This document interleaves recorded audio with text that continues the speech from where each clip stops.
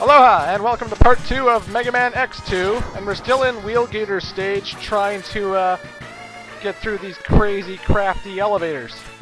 Now, one thing I didn't mention in part 1 about Wheel Gator stage is that the whole screen is shaking, and, you know, it's really, really annoying to look at when you're watching it on a real TV screen. I just got myself the Mega Man X collection, and sure enough, it still shakes on X2, the screen in Wheel Gator stage. And it's really freaking annoying. It almost makes you want to throw up sometimes. I mean, it's not that bad, but it's really, really annoying to look at sometimes. Other than that, the level's pretty basic, pretty fine. I didn't get the heart tank or the weapon upgrade that's in this place, but we'll be getting that later because I'm not well equipped to get those items. But I am well equipped to take out Wheel Gator, or at least so I think. Wheel Gator is weak against Wire Sponge's special hook weapon, right? So how the fuck come I'm having so much trouble with this boss? This is Wheel Gator, and he's got a big, oily filled room that he loves to hide in. It bounces up and down, though sludge doesn't damage you in any way. You can't, like, get stuck in it. You move kind of like normally. He loves to shoot a little spiky wheel across the wall, and it'll go up the ceiling, and then down the other wall, and back into the sludge where he is hiding. And he loves to jump out and try and grab you. Now, sometimes I can dodge him a lot. I don't know what I was doing during this playthrough. I always got caught. But as you can see by my health, he doesn't really do that much damage. He got me every time, and I still managed to beat this level. So, what does that tell you? Okay, he didn't get me every time, but it damn well felt like it. This battle goes on for so freaking long, and this is why Wheel Gator is my least favorite Maverick of all the X series. Of all of them! His battle is so tedious and boring and slow. He just does the same thing over and over again. If you stick to the wall after the second wheels come up, he'll either just shoot another wheel or he'll try to grab you from the pool. But I wanted to speed this match up, so I went into the pool to deliberately force him to jump up. But then again, he kept grabbing me, so maybe I kind of slowed it down. Either way, it is a tedious, boring freaking battle. When he does grab you, you want to shake the control pad left and right to get out of his mouth. Otherwise, you can stay there and get damaged a lot more than you'd like. But if you shake enough, you should be able to get out of it no problem. He only takes a pellet off when I get bit, so whatever. Still had to use a sub-tank though, because I wasn't losing this match. I wasn't going through another fucking 3 minutes of this bullshit. Wheel Gator can suck my dick. My 8-foot dick. Oh yeah, ladies. It's that big. Want to see it sometime? I don't know where I'm going with this. All I know is Wheel Gator is boring as fuck. Get on with it! Die already!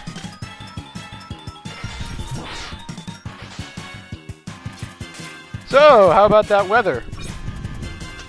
It's been very nice out lately. I love May. The snow's gone and everything's all spanky. I don't like to walk in the winter all that much. Very cold. Snow gets in my boots. I don't care for it. But now that the snow's gone, I'm walking all the time. But, good thing, Wheel Gator's finally dead. I hate that battle so much. It's so boring and tedious. It's not exactly hard, it's a drag to play. What can I say? I hated that fucking stage.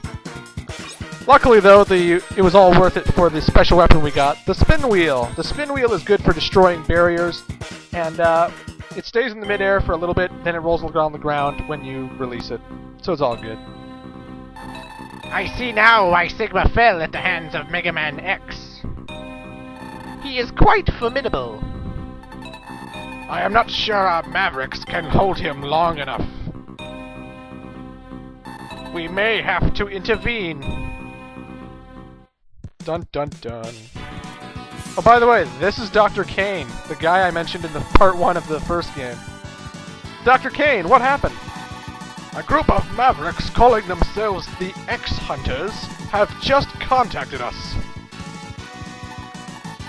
Greetings! We have all of Zero's parts. They can be yours if you defeat us.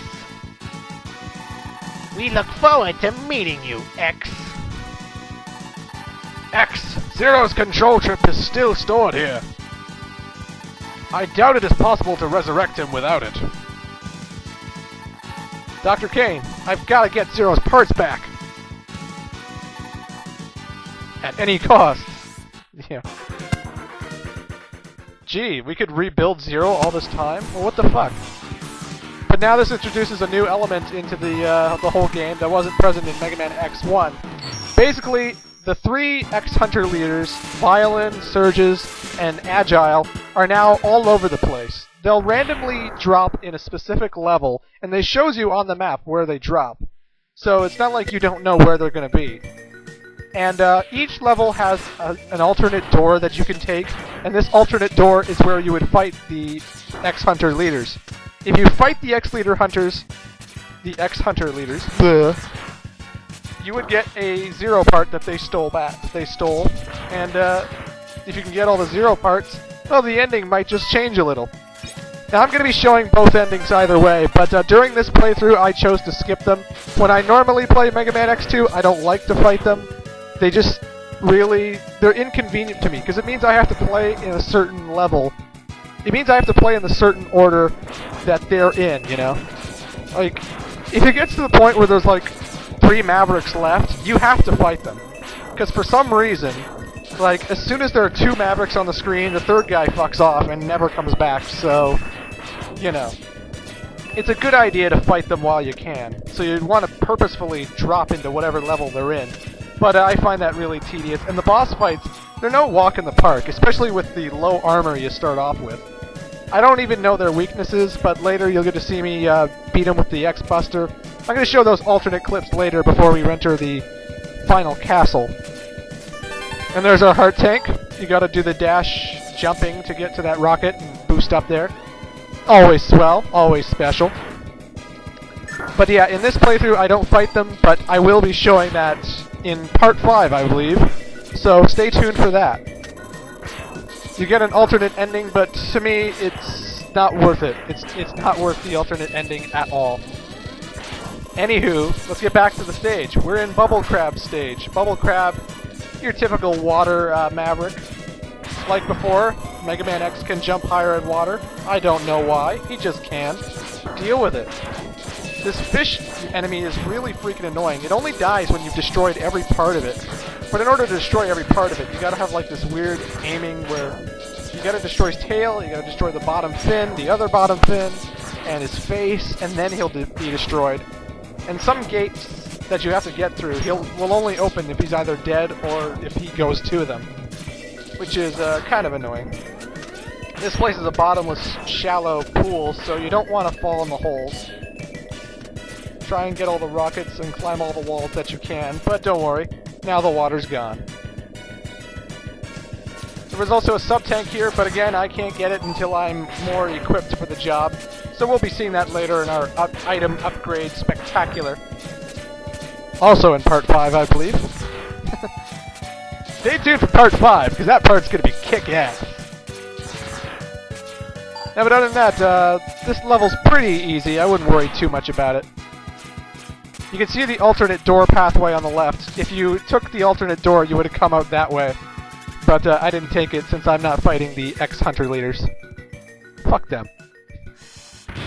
Anywho, let's meet Bubble Crab. Bubble Crab is weak against the spin wheel. Or the... whatever it was called.